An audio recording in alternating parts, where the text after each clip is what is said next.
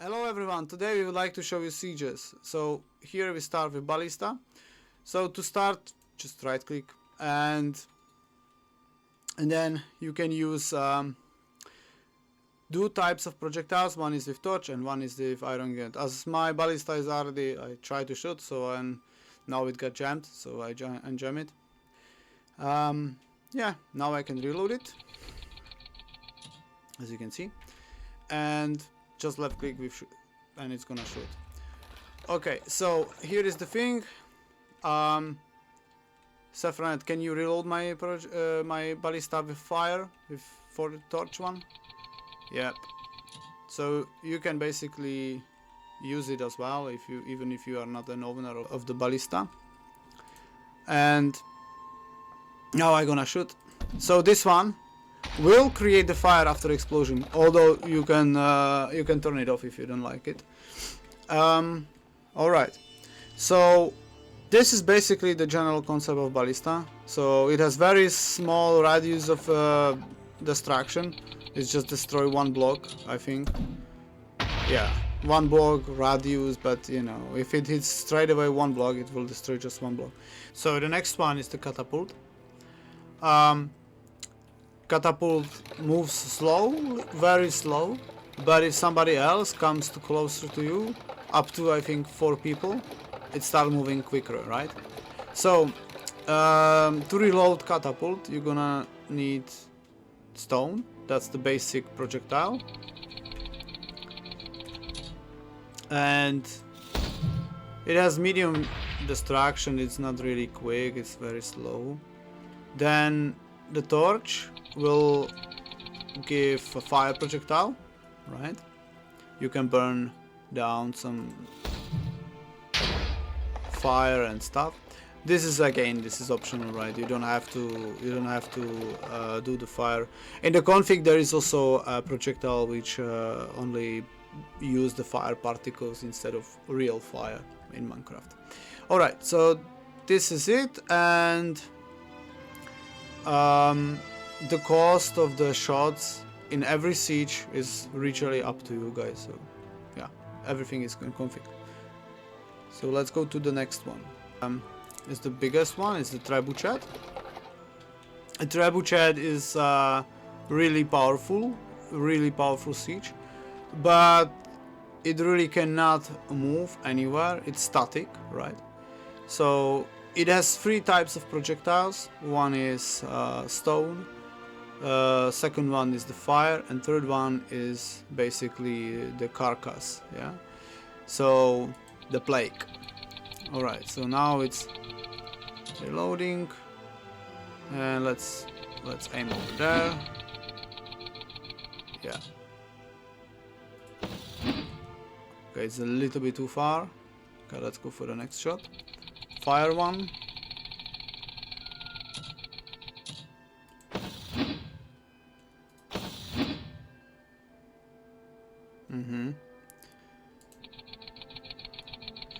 So this Trebuchet has quite big damage, I would say. Oh, it's jammed, so unjam it. Okay, cool. It's quite strong. Yeah, it's not really something weak, although it's static. Yeah, so yeah, this is the carcass, as you can see. The carcass creates like a plague around it, so anyone goes closer to it, they will get damaged over time, and also gets poisoned. So this is the Trebuchet. Okay, so the next one is Hibacha.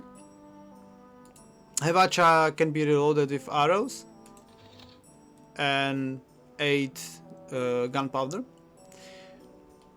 The best to shoot this is kinda looking a little bit higher, because the range of the arrows are really big. Yeah, as you can see. Hibacha can also get stuck, so mind you're gonna need a stick. Basically every siege which use some projectiles, some type of projectiles can get stuck. Yeah.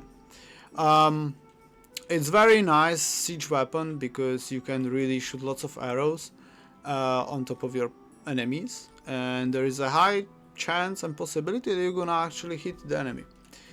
Although mind the fact that it really requires lots of arrows, and everything is optional, guys. You can set 2 stacks of arrows, you can set whatever you really like.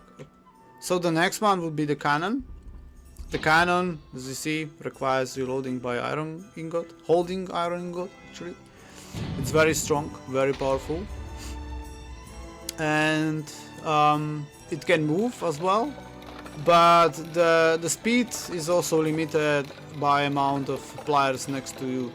So yeah, if you want to move the cannon faster, you need to have multiple people around you. And that's it. That's about the cannon. Also, yeah, it can get stuck, so mind the fact that it needs stick. So the next one would be the mortar. A mortar is it's the strongest one, but it cannot move. You're gonna need lots of iron ingots and lots of also gunpowder. To aim, I really recommend to use the pitch, which is this one. Yeah. So you know where you're facing, and you can also quite precisely, when you actually realize how it works, you can quite precisely see where it goes. So, and then you can bombard your enemies from really far away. Yeah, it's very powerful, but again, you need some quite aiming. Next one is called oil cast, which is one of the most, maybe the most actually defensive weapons, because what it does, it requires lava bucket. And what it does, it actually pure fire on your enemies, right? So this is the range of it. So anyone in this range will get damaged, except the players we've got. Yeah, so everyone will get damaged, and everything will catch in fire. So really, this is very strong defensive weapon. So yeah, this is the oil cast.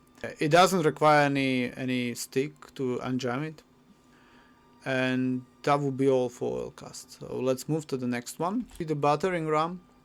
The battering ram very much depends on how many people are present around you, because the chance of the destruction of the blocks are higher, the moves is faster, and so yeah, it really requires people to operate this.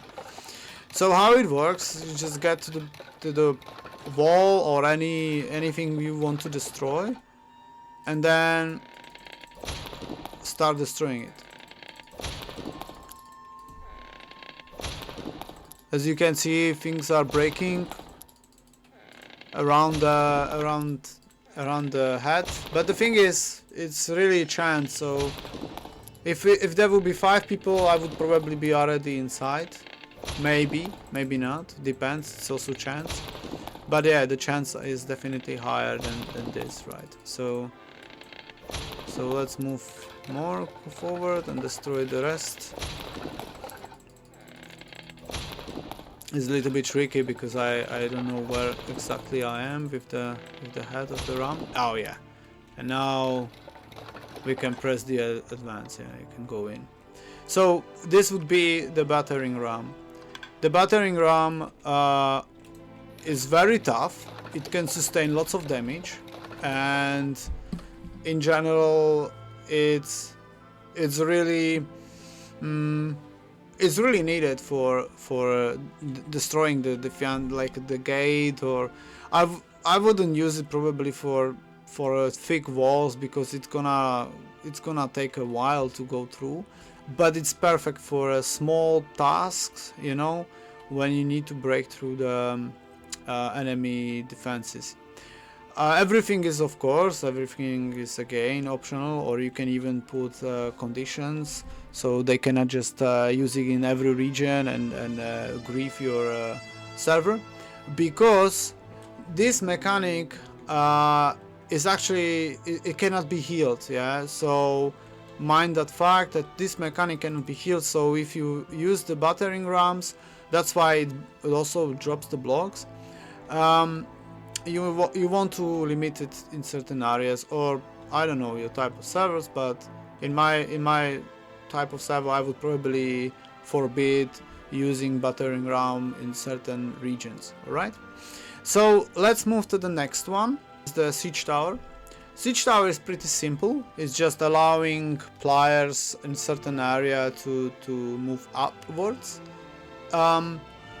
Again, the more people are around you, the faster you move, right? So you really, the ideal is around 4 or 5, at least 3 people, you know, because then, I don't know, maybe the enemy will be really able to kill you before you even arrive to the destination, right? And this siege weapon requires deployment, so right now I will deploy it. So as you see, because it's still hitbox, right? And that's kind of buggy, right? But the solution is to deploy it by right click on it with the stick, and then when you crouch, you start levitate for a certain time. The certain time is optional. You can change the time you know, to whatever you like, because certain, I don't know, maybe your players building crazy castles, and yeah, you want just them to be able to kind of to go over the walls, right? So you can set up the levitation or the effect to last longer.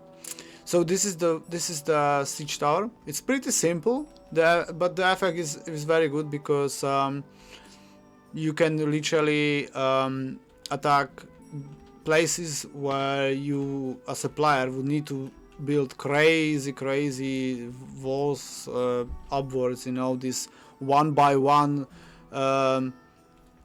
pillars or slopes, or I don't know, it's just ugly, yeah? So this one gives you the ability to do the same, but with very nice ways to do it. So this would be all. After you deploy it, there is no longer, you cannot do anything with it. That's it. You cannot undeploy it. If you guys want to, maybe later on I can update it and maybe you can redeploy it again. But the siege tower usually did not being used second time in the history, so I just made it this way. Alright, let's move to the next one. Siege ladder is the concept is very basic. You are not protected or anything, you just have to really run you really have to run for it. So the way how it works is you right click on it.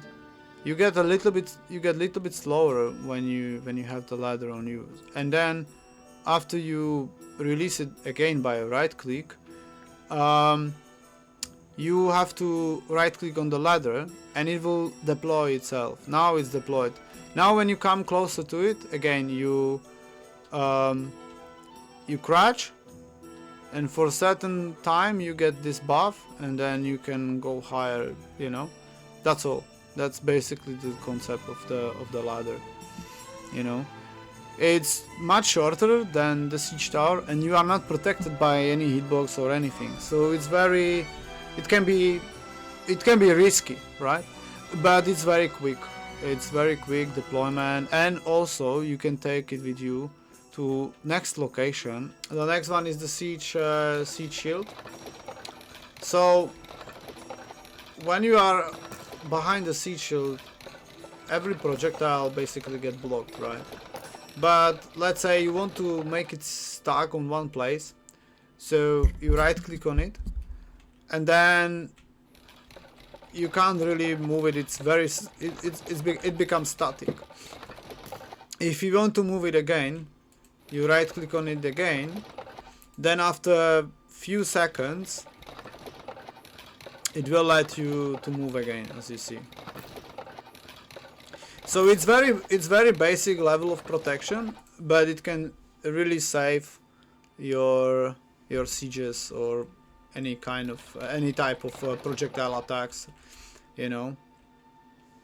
So yeah, so this is the basic concept of the shield. And that would be all for all sieges, and we hope you're gonna enjoy. Also, I would like to recommend Creeper Heal, because this plugin has the potential to heal your destructions or anything you destroy, right? So yeah, have a good day, enjoy, and let us know how it goes. Bye bye.